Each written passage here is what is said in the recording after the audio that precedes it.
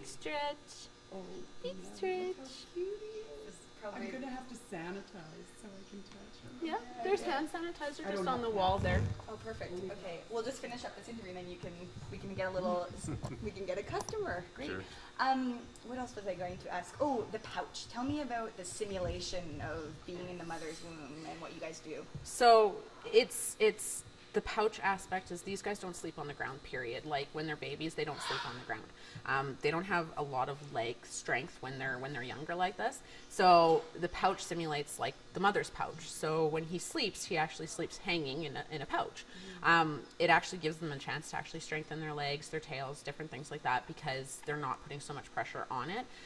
They kind of look like little T-Rexes, to be completely honest with you, just furry little T-Rexes with the hands and then the big feet, and they kind of don't know how to get their footing and stuff at this age. So when we have him upstairs and when he's running around, he strengthens it a lot, and he bounces and he kind of goes out of control, and then he tries to stop, and it's like trying to put brakes on, and it's pretty funny, but he's learning, and it's going really neat. How many hours does he sleep a day? 18-ish hours a day. He's usually awake for about 45 minutes, and that's usually a feeding, and then usually run around for a little while or come down and kind of interact with the public, and then he's ready to curl back in and go back to sleep. So, do you need like a license to have a kangaroo? Like, does your owner need some sort of special? No, careful. These guys actually, you're not required to have any sort of a license to actually own them. Obviously, city bylaws for having them inside of a city limit, somewhere like Calgary or something like that, you wouldn't be able to have them, nor would it ever be recommended to have them as a house pet or any sort of thing like that.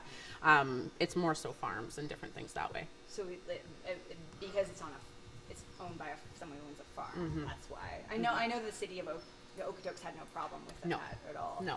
Yeah. Like I said, by no means would I ever recommend somebody to have a kangaroo as a pet. This is not something that I want to say, everybody come in, look at him, and look at buying him. We've had lots of people that go, how much? And this is not something you want people to be taking home. No. You want people to be taking home and doing something like that with. These guys need to have space. They need to have an area to run around. As they get bigger, him being a male especially, testosterone starts to kick in when they get older, and they're not pets.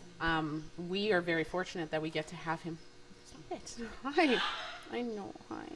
We are very fortunate that we actually get to have him here and have him be able to, be raised here for the first little while, but I'm going to be excited when he gets to actually go back and be reintroduced to a mob and kind of, be out of the store and be able to run around and play and do the things that he needs to. Oh, does that feel good? Be able to actually do. It's an exciting thing. It's sad to see him go, but it's exciting to actually know that that's what he's going to be doing as well.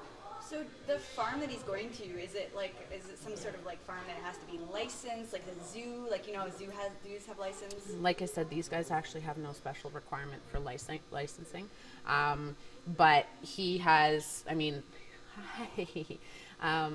just the small mob that he has 5 acres to themselves. So that just kind of goes to show the size of how much room they need just for something small, and he has 5 acres for them, and then he has an indoor heated area that they can go inside and outside, and I know you're trying to scratch me.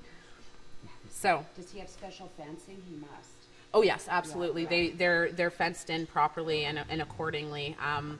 They can jump. Yeah. they can definitely go quite high. Hi.